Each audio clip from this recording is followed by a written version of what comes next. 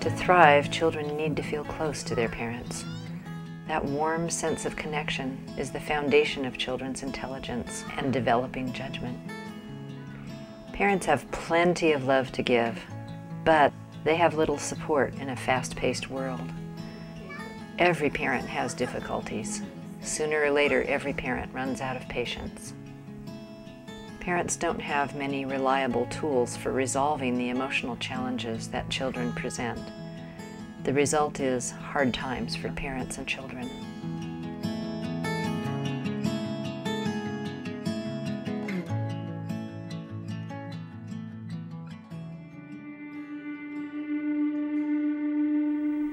Before Hand in Hand, our lives were really small. We tried play groups and he was terrified. He was just glued to me at play groups. When our older child's friends would come over, he would lose control. It was just terrifying to him. He couldn't stand having anyone else in our home. We couldn't invite friends to dinner.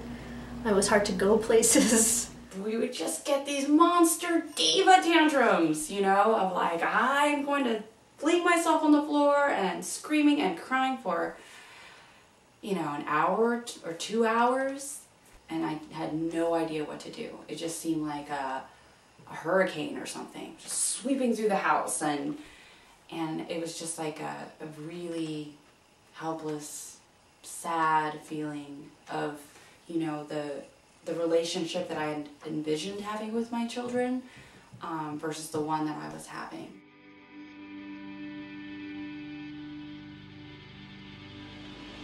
Joe and I decided to adopt our 2 daughters, who are sisters, from the Philippines, and I went to the Philippines to complete the adoption. And we knew that the girls had a tough background. They were exposed to poverty, and their mother was a young, troubled girl who didn't have, you know, resources or a father and, you know, much stability. So she had a life of drugs, and we know our daughters, she was placing them for adoption because she just couldn't mother them, and she took them through the streets a lot. So we knew about this stuff intellectually. Mika, who was 3 then, had some really disturbing behaviors and difficult reactions, you know, making this transition. She was essentially melting down and out of control, you know, throughout the day. And so I kind of resorted to timeouts, you know, just trying to make the behavior stop. Oftentimes I would put her in her room and say, you know, when you're done, when you're ready, come out. Things just continued to get worse with her behavior. And we almost felt as if we had a life sentence. Our weekends were so filled with chaos that we almost lived in fear. We were afraid for the weekends to come because we'd have Mika here all day. And so once we started using hand-in-hand tools more, I would say that it changed everything. It changed everything.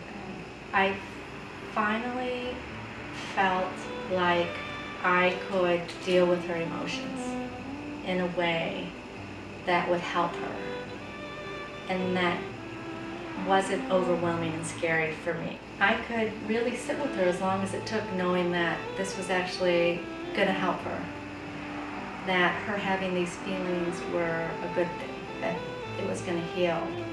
Well, slowly over time, we just saw this sweet child emerge. You know, we used to, when we first got her, she was so anxious and had so much energy that we thought that perhaps she had ADHD. That all went away.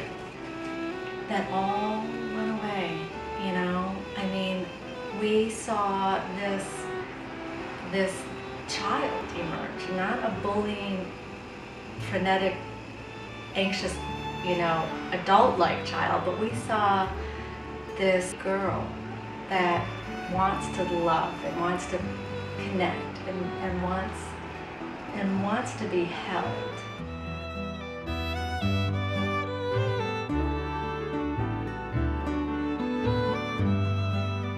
The thing that parents mostly say to us is, you've changed our lives. Yeah, and thank you is the thing, yeah. The amount of confidence he has now after, I think it's been a year of using the hand-in-hand tools, it's just night and day. It's amazing. Well, there's been a lot of development in general, but I think you know, true connection is one of the things that we're gratified, very much so, to have you know, started to see.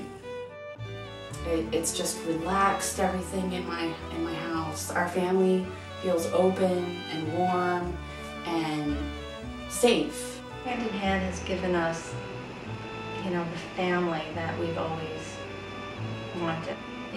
It's still hard and we're both really exhausted all the time. But we are playing with the kids and we're close, and the girls are beautiful girls. They're neat little beings.